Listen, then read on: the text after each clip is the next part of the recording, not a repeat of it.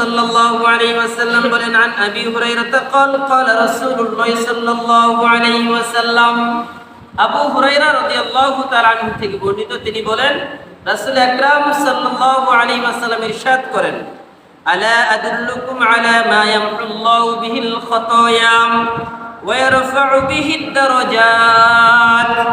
রাসূল আকরাম সাল্লাল্লাহু আলাইহি ওয়াসাল্লাম বলেন, ও আমার সাহাবীরা, আমি কি তোমাদেরকে এমন একটি বিষয় সংবাদ দিব না, যে বিষয়টা তোমাদের এই সকল গুনাহগুলো মিটিয়ে দিবে, যেই বিষয় তোমাদের এই সকল গুনাহগুলো মাফ করে দিবে এবং দুনিয়াতেও এবং পরকালে জান্নাতেও তোমাদের মর্যাদা বৃদ্ধি করে দিবে, এমন একটি বিষয় কি তোমাদেরকে বলবো না? আপনারা কি জানতে চান না? যেই কাজের মাধ্যমে দুনিয়াতেও সম্মান বাড়বে, পরকালেও সম্মান বাড়বে এবং দুনিয়াতে সকল গুনাহগুলো থেকে আমরা পরিত্রাণ পেয়ে যাব, এমন একটি কাজ আমাদের জানা দরকার আছে না? আল্লাহ রাসূল বললেন, সাহাবায়ে কেরাম বললেন, ক্বালু, সাহাবায়ে কেরাম বললেন, বালা ইয়া রাসূলুল্লাহ, হ্যাঁ আমরা জানতে চাই। তখন আল্লাহ রাসূল সাল্লাল্লাহু আলাইহি ওয়াসাল্লাম বললেন, قال إسباغ الوضوء على المكاره وكثرة الخطى إلى المساجد وانتظار الصلاة بعد الصلاة فذلكم الرباط। তিন গুণ যার মধ্যে থাকবে তার সকল গুনাহ আল্লাহ মাফ করে দিবেন এবং শুধু গুনাহ মাফ করবেন তাই না, বরং দুনিয়াতে এবং পরকালে জান্নাতে আল্লাহ তার মর্যাদা বৃদ্ধি করে দিবেন। কয় গুণ থাকতে হবে বলেন? কয় গুণ? তিন গুণ। এক নম্বর, ইসবাগুল উযুই আলাল মাকারিহি, ওযু করতে হবে খুব সুন্দরভাবে কষ্ট হওয়া সত্ত্বেও। এখন ওযু করতে কষ্ট হয় কখন? গরমের সময় তো যত ইচ্ছা পানি বেশি দিতেই মন চায়, কিন্তু শীতকালে প্রচন্ড শীত, এশার নামাজ পড়বেন, ফজরের নামাজ আদায় করবেন, পানি গরম না ঠান্ডা? কি বলেন, গরম না ঠান্ডা? আর যারা মুরব্বী বাবা আছেন তাদের জন্য তো মানে অনেক আরামদায়ক, তাই না? না কষ্ট হয়? ইসবাগুল উযুই আলাল মাকারিহি, কষ্ট হওয়া সত্ত্বেও খুব সুন্দরভাবে ওযু করতে হবে। এমন না যে কোনো রকম শুধু হাত মুখটা ধুয়ে নিলাম বাস হয়ে গেল, না না, সুন্নত তরিকায় প্রত্যেকটা অঙ্গ তিনবার করে সুন্দরভাবে ধীর স্থিরভাবে ওযু করতে হবে। এক নম্বর, ওযুটা যার সুন্দর হবে।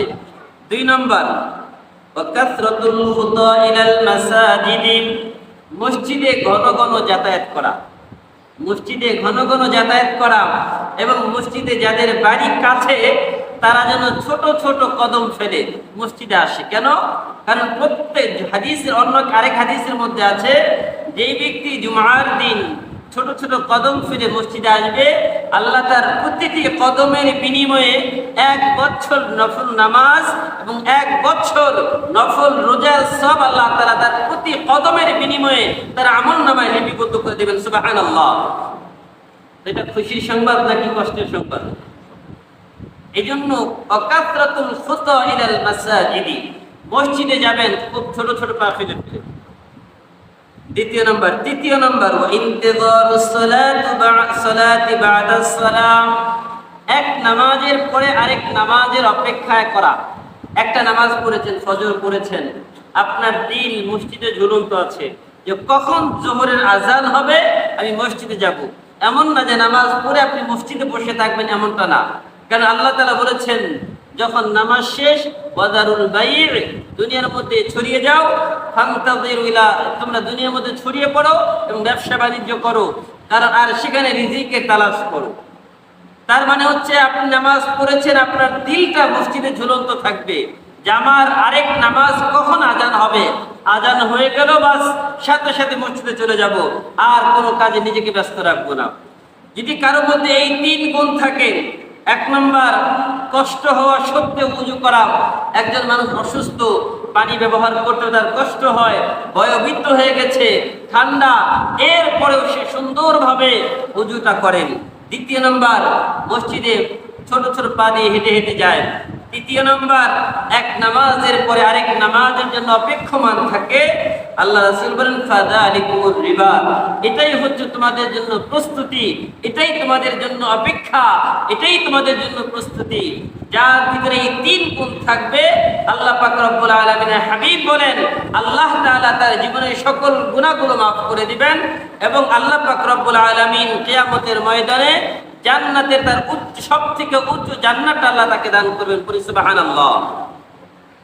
সম্মানিত প্রিয় হাজিরিন, এই হাদিসের মধ্যেও আমরা যদি খেয়াল করি, উযুর কথা বলা হয়েছে।